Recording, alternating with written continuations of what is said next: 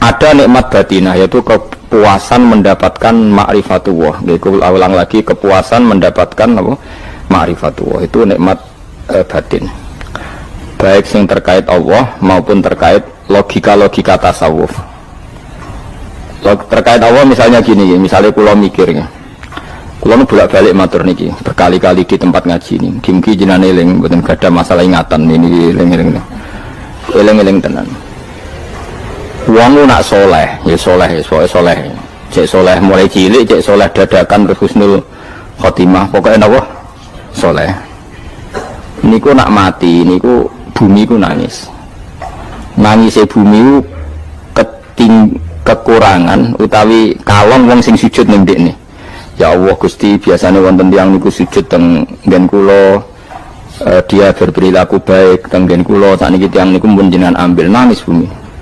Sakniki sing urip arek bedua-bedua, damel narkoba, damel ngefly, damel macam-macam lah. Itu nangis bumi. Langit semeneng.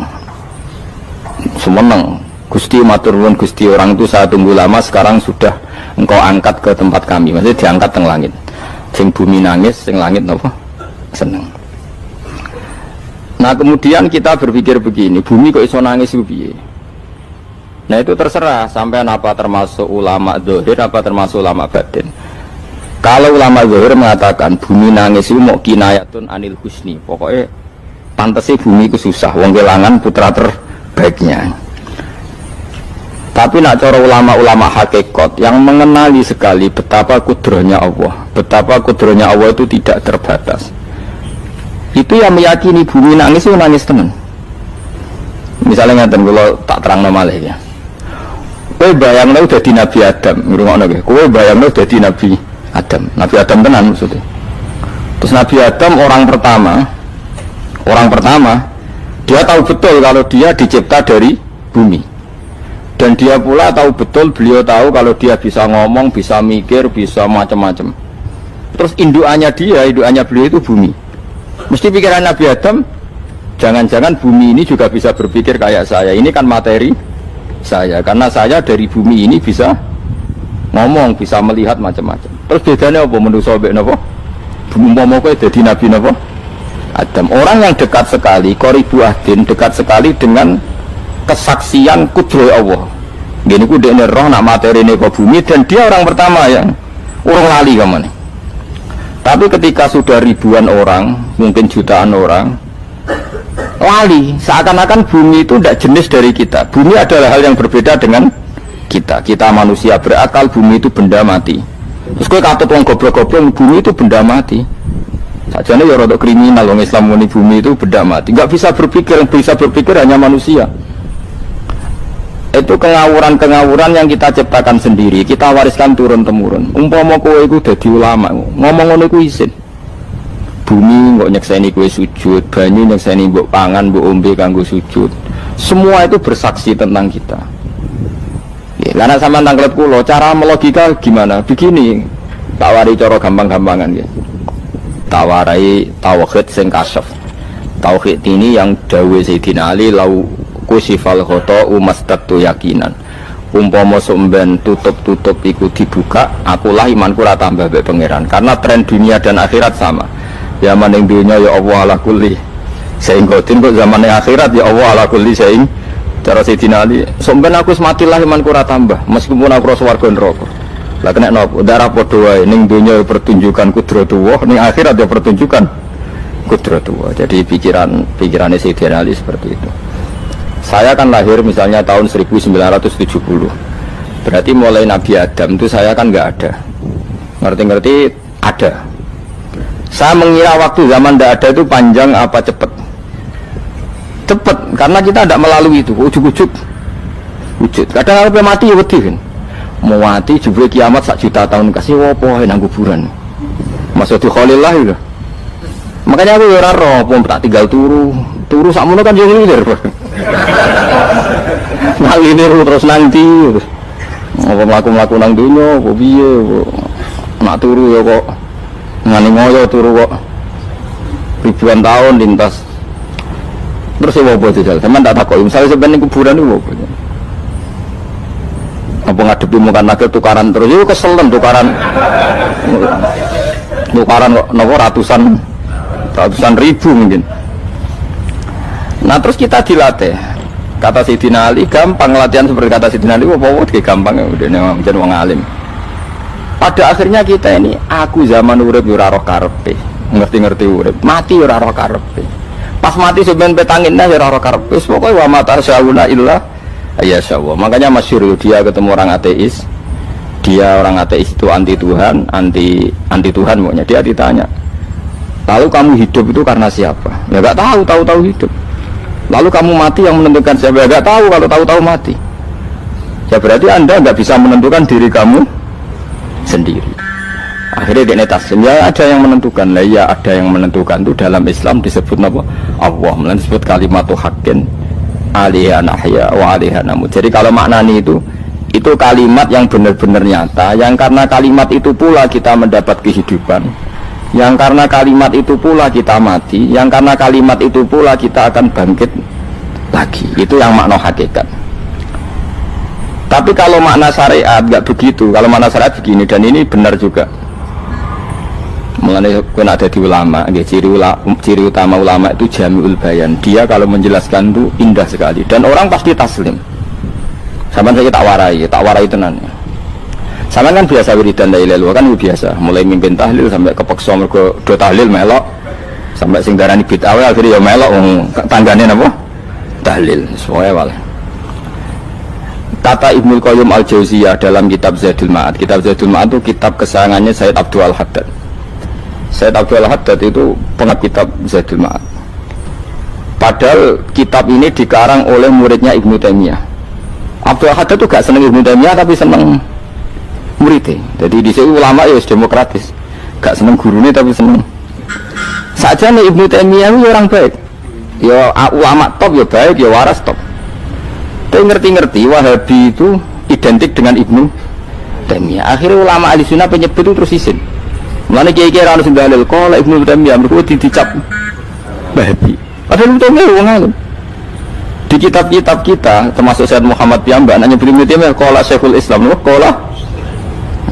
Tapi kan ini sudah milik Wahabi sehingga kita ini terus akhirnya gak gelem nyebut. Jadi kitab koyo dalil fastabiqul khairat iki apa par iki dadi dalil yo dhewe-dhewe. Wah parah tenan wong-wong. Dulu saya melihat orang nggak kunut itu ya biasa. Mergo saya sebagai wong alim ngerti iku mazhab Abu Hanifah. Saya kira arah kunut Muhammadiyah. Kita ini sebetulnya ahli ilmi nggak tahu kunut itu mazhabnya siapa kita. Itu mazhabnya Abu Hanifah, yang kunut mazhab Syafi'i. Tapi tahu-tahu iki mazhab NU, iki mazhab Muhammad. Mana ada orang-orang ini bisa punya mazhab? Ngalimu sepiro nganti dadi napa? Mazhab. Tapi sudah dibahas, harus dadi napa? Sewajo kabeh jane. Mas repot-repot. Tak warai iki. Sampeyan ben nglafal la ilaha illallah iku keren ya, keren tenan mboten keren-keren. Ngendikane Ibnu Qayyim Al-Jauziyah itu gini. Min asliha khuliqatil jannah wa min asliha khuliqatin nar. Terus wa min asliha khuliqatid dunya wa min asliha bu'isatir rasul wa min asliha qatalar rasul. Oh, terus sampai sekarang saya kira bedai. Surga itu kan digawe kelas VIP mewah. Terus jari rugane widadaran wae kan nak wingi sebut. Kira 70. Wahyu kabeh kan ora ono sing kriting, wahyu kabeh. Wahyu kabeh terus gak tahu delok wong liya kan. Kadang bojo kita wis elek jek delok. Oh iya, widadari sifatnya maksuratun fil khiyam. Jadi gak tahu keluyuran ning ndi. Wahyu kabeh. Lek surga yang semewah itu selek itu ya bagi mereka sing nglafatno atau yang menerima la ilaha illallah. Neraka sekarang dibikin dalam itu. Jari Abu Hurairah neraka itu tes-tesane benda kamu jatuhkan ke neraka itu untuk santai ke bawah itu nunggu 70 tahun. Kila 70.000 tahun. Dikira HP mu mbok ceblok nang neraka itu cebloke ngenteni 70 tahun. Betapa dalamnya ngentekno bego piro ya bayang misalnya. Oh itu kontraktor mana saja tidak sanggup itu disuruh medok kedalaman neraka. Iku ya mau kanggo wong sing menolak la ilaha illallah. Jadi kalimat ini luar biasa. Swarga digawe bagi yang nerima, neraka digawe ya untuk yang menolak. Ini kalimat sing kok nak tahlilan turu iku lho. Iku kalimat sing nggo alasan Allah gawe swarga. Terus kalimat sing suwe-suwe sing lafadzno diarani bid'ah iku. Itu kalimat sesakral ini nasibnya akhir zaman pun tak. Gara-gara dilafadzno tahlilan tersangka jadi apa? Bidah. Dulu kalimat yang dipuja-puja penyebab surga dan neraka. Saiki kalimat itu tersangka. Mau perkara napa? Bidah. Wis aja melok-melok, kowe debat ora iso makili aku sebarno iso. Kok kowe terusno kok dalan tok. Dah. Berarti la ilaha illallah itu kalimat yang surga dibikin karena itu, neraka dibikin ya karena itu. Kemudian Allah punya sunnah, lalu butuh pelatihan. Dikasihlah Allah gawe bumi. Itu manusia butuh latihan, dibikinlah bumi. Dan ini latihan ikrar la ilaha illallah dengan sadar, dibikinlah bumi, liyabluwakum terus dites. Wes digawe bumi, ono makanan, ono minuman, ono wong wayah, ono pegatan macam-macam, wong diutang sembulet macam-macam. Gue ngetes, eling la ilaha illallah apa eling utangi, eling la ilaha illallah apa eling kasusnya, pokoknya dites. Karena nggak fair kalau Allah bikin itu kemudian nggak dites, dibikinlah darul imtihan. Dunia itu bahasa Arabnya darul imtihan, tempat tes-tesan. Imtihan mana apa? Tes, liyabluwakum, diuji. Wes diuji kita hidup. Artinya kita dihidupkannya pun oleh Allah demi tes-tesan la ilaha itu disebut kalimatul haqqin alaiha. Nah ya sebenarnya kita hidup pun ini untuk dites. Pada akhirnya la ilaha illallah apa enggak? Paham ya? Terus dites. Allah itu juga secara hukum itu kan nggak fair, dites kok nggak punya pemandu, dibikinlah rusul, diutuslah para rusul untuk pemandu. Tes itu kan butuh seru, mak pemandu tok orang musuhnya kan nggak seru, dibikinlah setan. Saat ini sebagian kita sudah setan tapi ini ben seru. Enggak, setan kan minal jinnati wana, semangsamu setan usopo. Baik setan minal jinnati wana. Jadi kena muni a'udzubillahi minasyaitonir rajim, terjemahannya berlindung Allah dari saya sendiri ya Allah itu.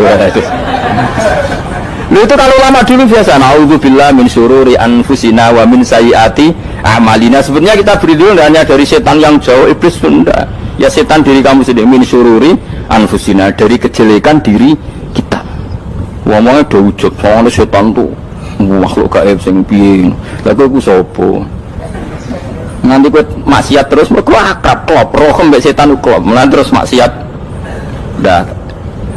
Allah ngutus pemandu yang ngecul setan dan fair. Napa? Fair. Jadi semua darul ibtila ini juga demi kalimat. Nah, makanya disebut kalimatul haqqin sing alaiha nahya. Kita hidup ya demi mendapatkan kalimat itu. Kita mati nanti ya demi kalimat itu, artinya mati ke neraka ya karena kalimat itu kita menolak atau mengabaikan. Masuk surga ya karena kalimat itu kita hormat, kita benar dalam memperlakukan kalimat itu. Berarti alaiha nahya wa alaiha nam. Terus wa alaiha nub'as karuan, kalau kamu termasuk minal aminin ya nub'as minas solihin, kalau minal kafirin ya nub'as minal zalimin. Tapi semua desain dunia ini hanya demi kalimat la ilaha illallah Muhammadur Rasulullah. Nah ini kan penting. Bagaimana mungkin kemudian kalimat sesakral ini, sehebat ini, kemudian ada orang tahlil kamu tidur? Kok iso? Kalau jangga kok iso nawang turu? Misalnya kayak mangkel, kalau mangkel sing mimpin Gus, kesuwira barbar. Bagaimana mungkin kalimat yang menyelamatkan Anda kemudian Anda anggap problem? Elek gak? Apalagi kamu anggap ini bid'ah. Nak cara kula oke lah, ndongakno mayit itu gak ono tuntunan Nabi, tahlilan gak ono tuntunan. Tapi wis muni tok kono tok. Artinya mentuk kono tok ora usah nyerang kalimah, enak kalimah tetap kalimah thayyibah. Soal kowe ora seneng sing tahlil, mergo tiga profesi lah iku wonge wae gedhinge aja geman. Ya saya misalnya, saya kadang nggak cocok sama mubalek karena kadang profesi. Tapi saya tidak pernah anti pengajian, bagaimana itu membawa syiar Islam. Tapi kalau mubalek kadang orang seneng, kadang takut untuk piro. Bareng sangoni sidik, kok sumput transportasi ini, ngomong kok seneng ibu biye. Tapi kita terus gedeng keliru, gue sungguh syiar Islam. Mana ada pengajian didengar orang banyak tanpa mubalek? Gak iso. Ini iso melepukno barang-barang ra penting jadi penting iso. Lah cara guruku teng sareng ning ape mlepuk kanggo panggung barang perkara. Tapi kadang ya benar. Yang namanya modern mubalek ya itu bisa benar bisa salah, tapi kamu nggak boleh gedeng kalimatnya. Pilih kalimat itu kalimat hak. Nah, ini penting kalau utarakan. Sehingga zaman Nabi Sugeng ini rungokno tenan ngaji kula. Zaman Nabi Sugeng ada sahabat Namanya tuh Usamah bin Zaid. Ini sahabat kesayangannya Nabi, hibbu Rasulillah. Usamah itu diutus Nabi perang. Ini dengerin ya, diutus perang. Pas perang itu si kafir tadi memenggal temannya. Ada yang tangannya putus, kakinya putus. Wah, seorang kafir ini sudah luar biasa. Bacok sana, bacok sini. Ketika terdesak oleh pasukan Usamah, kebetulan Usamah ini cakap ya, sama beberapa temannya orang Ansor. Orang kafir yang sudah kotoa arjulana wa kotoa aidiana, dia pas terdesak bilang la ilaha illallah. Terus sama Usamah tetap ditusuk, dibunuh karena dia berpikir ini qolaha muta'awid, dan dia melafadzkan kalimat itu hanya berlindung dari pembunuhan. Setelah dilaporkan Nabi itu marah besar. Nabi ngendikan kaifa anta ya Usamah bila ilaha illallah idza ja'at bika yaumal qiyamah. Kowe nak ditakoki la ilaha illallah ku piye? Piye wis ngomong la ilaha illallah, tapi sampai ngomong ngoten sausé ngetoki tangan kula, maksudnya tangan kula tangan kelompok saya, tiga-tiga saya. Nabi tetap jawab kaifa bila ilaha illallah idza ja'at bika yaumal qiyamah. Pokoknya Nabi menyoal terus. Sampai menjadi fatwa ijma'nya fuqaha, siapapun yang melafatkan la ilaha illallah harus kita terima, meskipun qolaha muta'awidzan, meskipun saat melakukan hanya cara zahir berlindung dari kematian, sehingga kita terima. Orang kafir yang 80 tahun kafir melafatkan la ilaha illallah 1 menit menjadi mukmin. Sampai ada ayat kulil ladzina kafaru iyantahu yufar lahum ma qad salam. Ini kalimat yang sakral, bahkan kafir yang 80 tahun saja menjadi mukmin hanya karena melafatkan la ilaha illallah. Mulanya yang ngaji saya, yang senang saya, jangan pernah kamu mengatakan ada bid'ah yang orang bisa jadi kafir. Bagaimana mungkin orang mukmin yang ke kuburan dan melafatkan la ilaha illallah kamu katakan kafir? Padahal kalimat ini yang kafir 80 tahun saja menjadi mukmin. Saya kira orang melafatkan la ilaha illallah mergo salah tempat pinggir patok mbak Arami kafir. Kok aneh? Mungkin kafir 80 tahun udah di mukmin iki gara-gara ngafalno la ilaha illallah dadi kafir. Mergo mau salah kali, salah tempat. Ning pinggir apa? Patok. Gue nara cocok mending nganggur, wong sering ziarah ku nganggur. Nyatane ya tenan. Cara dekne pegawai negeri ora sering ziarah. Nah iku tapi ora usah muni kafir gak mungkin lah. Coba kalimat ini itu orang kafir yang 80 tahun menjadi apa coba? Dengan melafadzkan kalimat ini. Mukmin kan? Berarti kalimat ini adalah kalimat penghilang kekafiran. Lalu karena dilafadzkan secara salah dianggap kafir. Hanya karena bid'ah, itu tidak mungkin. Makanya sebetulnya Wahabi yang alim-alim itu tidak berpendapat demikian. Saya punya beberapa referensi Wahabi yang alim itu tidak pernah mengkafir-kafirkan orang, karena perdebatannya seperti itu. Tapi saat ini wis kuwajo. Sebenarnya kalau orang alim itu ya mirip-mirip, entah Wahabi entah tidak mirip-mirip. Karena kalimat tadi. Wahabi itu kitab terbesarnya itu Ibnu Taimiyah. Ibnu Taimiyah itu punya murid Ibnu Qayyim Al-Jauziyah. Itu sampai sekarang saya lihat di fatwanya Ibnu Taimiyah itu begitu hormat sama orang-orang kita ini sama. Tapi tahu-tahu lewat penyaduran sana sini terus menjadi kacau. Jadi kalau balik ini malah ya, sampai nak kepengen dua nikmat batinah seperti tadi yang saya utarakan. Swarga dicipta sedemikian mewah ya demi yang menerima la ilaha illallah. Terus neraka dibikin se ekstrim itu juga bagi yang nolak. Kemudian dibikin daru pelatihan yaitu dunia ya, karena kalimat berarti kalimat itu luar biasa. Wa biha qamatis samawati wal ardu. Kalimat ini pulang menjadikan langit bumi berdiri. Lalu sekarang kita bisa ngomong, bisa berpikir, bisa gadekno BPKB macam-macam. Itu karena kita sendiri apa karena kudratullah? Saya tanya. Karena kudratullah. Kalau karena kudratullah, apa susahnya Allah bikin kemampuan tanah ini nangis, tanah ini susah. Wong podo-podo kowe iso nangis, iso mikir ya mergo kudratullah, ndak karena kamu. Harusnya ya sama, bumi-bumi ini bisa menangis juga karena kudratullah. Makanya bumi ini menangis ketika enggak ada orang yang sujud. Iku ya mungkin. Wong zaman kowe iso nangis ya krana kudratullah, mestine bumi yang kamu katakan benda mati, hakikatnya dengan kudratullah juga sama dengan kita. Mulane tenggene kitab Al-Husunul Hamidiyah, kula ngrasa utang tenan mbek kitab. Dulu saya ngaji 2 tahun kitab Al-Husun. Kitabnya kecil tapi saya ngaji itu 2 tahun. Berkali-kali saya ulang. Itu beliau cerita gini. Dia yang ngarang itu orang alim, kebetulan dia orang India. Memang kelebihannya kitab dikarang orang Arab itu luweh bulet. Wong Arab kan semuanya Islam, karangannya itu standar. Ini dikarang orang India. Di Tonggo Blodor, di masjidnya, dikarang ulama yang masyarakatnya itu udah karu-karuan. Beliau cerita itu gini, manusia itu punya satu kebodohan, di mana kebodohan itu disebabkan oleh robtul asbab al-adiyah, mengkaitkan sebab sing biasa-biasa. Misalnya gini, sama saya kita omongi, misalnya ada orang bilang gini, batu ini nanti itu menjadi ayam, orang bilang mukhal apa enggak? Enggak, jawab saja mukhal. Kenapa bilang mukhal? Karena dikira enggak bisa kan? Enggak, jawab saja, jawab satu-satu. Batu ini menjadi ayam, kamu jawab mukhal. Alasannya apa? Alasannya enggak mungkin terjadi, apa kamu enggak bisa? Sebetulnya karena kamu udah bisa. Udah. Lau ukhbiro dzakar rajul, andai kan orang itu kamu kasih tahu, klungsu ini biji asem itu, biji pohon asem itu. Nanti yang kecil ini suatu saat besar. Setelah besar buahnya banyak, tambah besar, tambah besar. Terus orang bilang mungkin. Ketika bilang mungkin itu karena dia bisa, apa hanya karena menyaksikan berkali-kali ada kejadian nak klungsu ditandur, iku iso dadi gede. Coba sama jawab. Karena dia bisa, apa karena hanya menyaksikan itu sering terjadi? Hanya menyaksikan. Artinya zaman dia mengatakan mungkin, itu pun tidak memberi kontribusi ikut buat. Iya enggak? Tetap bergantung kudrahnya Allah. Dia hanya bilang mungkin karena sering melihat. Sebenarnya dia enggak sama sekali memberi kontribusi. Lha darani mungkin ya ora urun. Paham ya?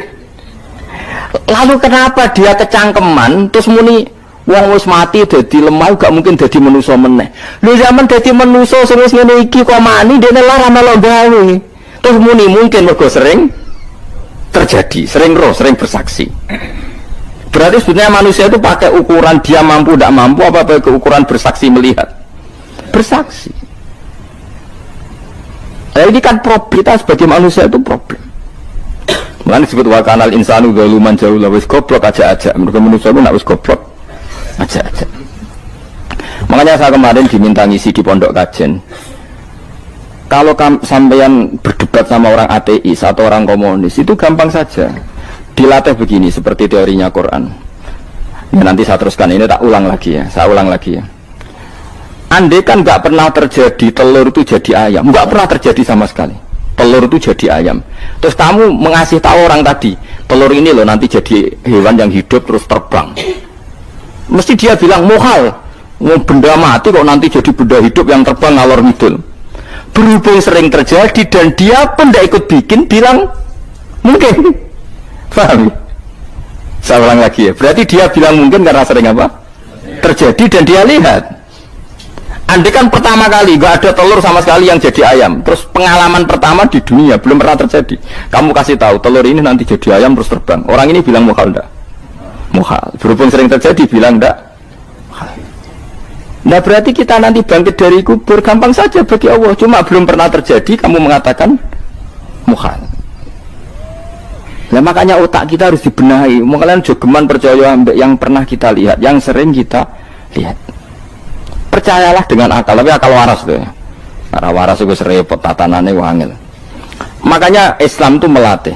Qul falillahil hujjatul balighah. Misalnya begini ya, dulu kalau Gerwani atau PKI atau siapa sajalah, itu kalau melatih anak-anak TK, makanya seorang ulama harus punya kecakapan penjelasan ibanatul ahkam. Itu anak-anak kecil dilatih. Anak-anak kamu terpejam, mintalah manisan sama Allah. Ya Allah saya minta manisan, saya minta permen. Terus disuruh buka, dapat enggak anak-anak? Enggak dapat bu, wah berarti Allah enggak ada. Sekarang minta sama bu guru. Bu guru kami minta permen dikasih. Berarti yang ada bu guru bukan Tuhan gitu.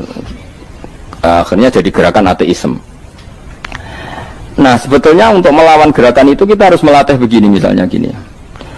Saya itu pernah ketemu sama orang yang berpikiran komunis. Oh komunis juga. Dia nantang saya gini, Pak Bapak, pokoknya saya tidak bisa menerima konsep Tuhan sebelum Anda bisa menjelaskan kenapa ada Tuhan. Jadi, bocah kok elek ini. Nah, aku ngerti aja, sak cerdas ini tetap cerdas aku yakin tetap cerdas aku. Selain raine seram meyakinkan, tapi harus tetap cerdas. Kulo itu kan wong Quran gitu, artinya punya pikiran panjang. Mungkin di antara orang Islam kita ini tidak punya kecakapan menjelaskan. Tapi kalau orang sering baca Quran, apalagi dia ngaji tafsir ya, yang waras, maksudnya waras lah. Terus rapati seneng duit, barang ini penting. Kalau seneng duit, mari goblok. Yakin ulama seneng duit, mari goblok, tak jamin. Umpama alim ya kelas B, kelas C gak bisa, tahqiq gak bisa. Kalau tahu kandani konco kalau riyen ambek jenengan udah saya kaca akeh. Lah kena apa? Cok seneng duit kok. Itu masalah bagi ulama. Orang duwe ya masalah kan ya.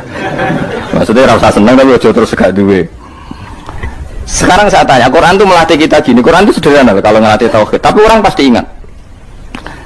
Kata Allah gini, enggak apa-apa, saya tidak Tuhan, enggak apa-apa. Kamu yang Tuhan. Tapi buktikan kalau kamu Tuhan. Caranya gini. Am khalaqus samawati wal ardi. Ya enggak apa-apa, kamu yang Tuhan enggak apa-apa. Tapi buktikan kalau kamu menciptakan langit, bumi.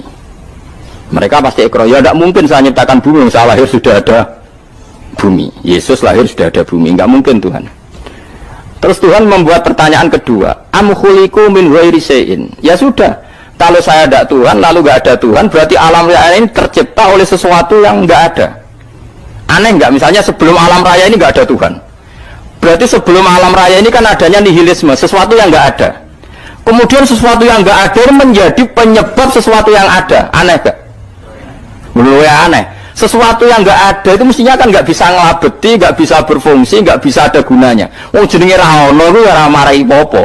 Ora ono kok dadi sebab. Sesuatu yang menjadi sebab itu yang wujud apa yang nggak ada? Yang wujud. Sak takoi. Lah kalau nggak ada Tuhan berarti alam raya ini lalu sebabnya apa? Ya dari ketiadaan, lalu tiada itu menjadi sebab. Yang tiada kok jadi sebab itu tekem lho. Mikir di mana-mana yang sebab itu harus barang yang wujud, nggak boleh tiada kok jadi sebab. Ini kan jadi aneh, sesuatu yang tiada menyebabkan sesuatu yang ada. Terus dia ya pokoknya ronde ini kalah, tahu kapan tak pikir aja, pikir nganti mati temenang aku ini. Makanya sebetulnya dalam ilmu mantek pertama itu kita tidak harus iman Tuhan itu namanya Allah, tidak harus. Makanya pertama dikenalkan, sementing kenal Tuhan itu ada dulu. Disebut zat sing wajibil wujud, belum disebut namanya Allah. Allah itu disebut nama Islam, itu paham ya?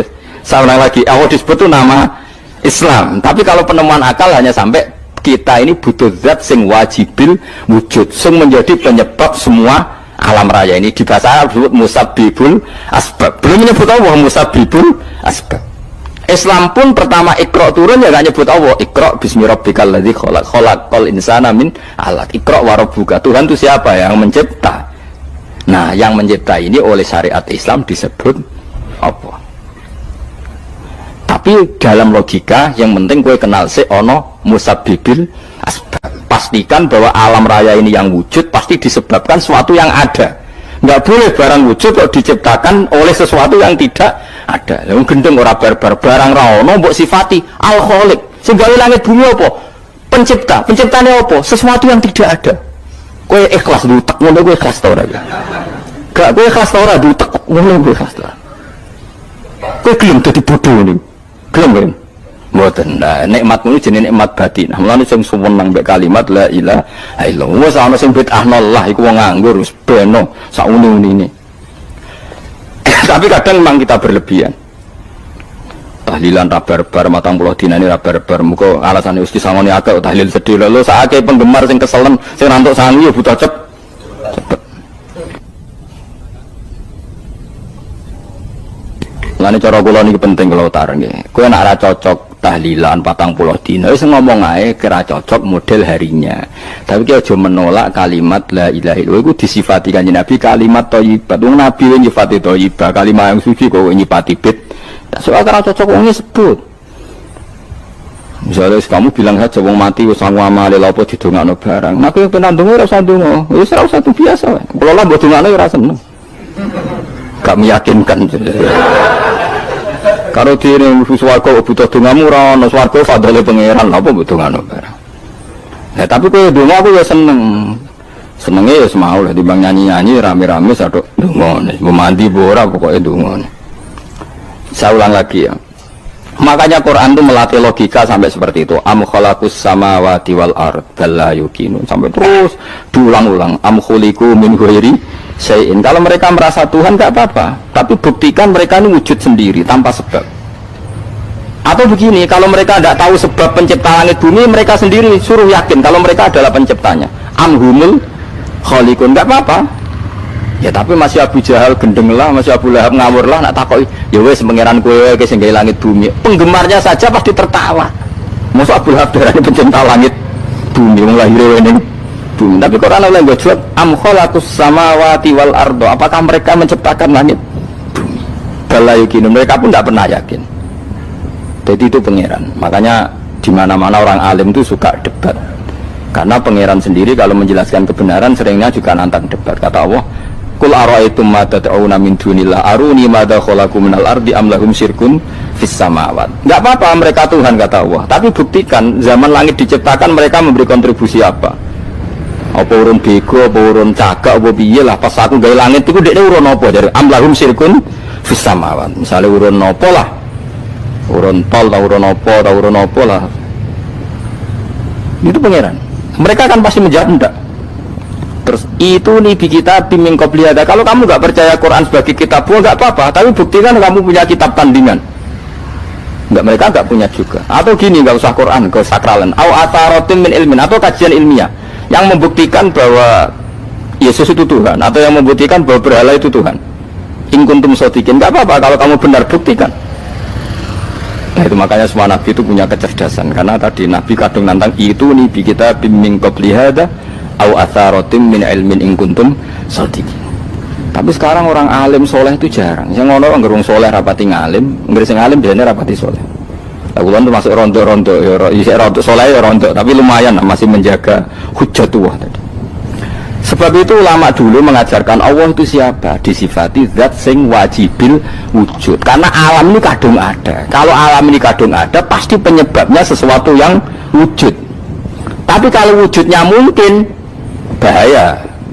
Wong sing gawe wae wujudnya terima mungkin, bisa wujud bisa tidak. Makanya dipermanenkan yang gawe alam ini zat sing wajibil wujud. Sing wujudnya wajib. Wajib itu nggak bisa nggak, pasti wujud.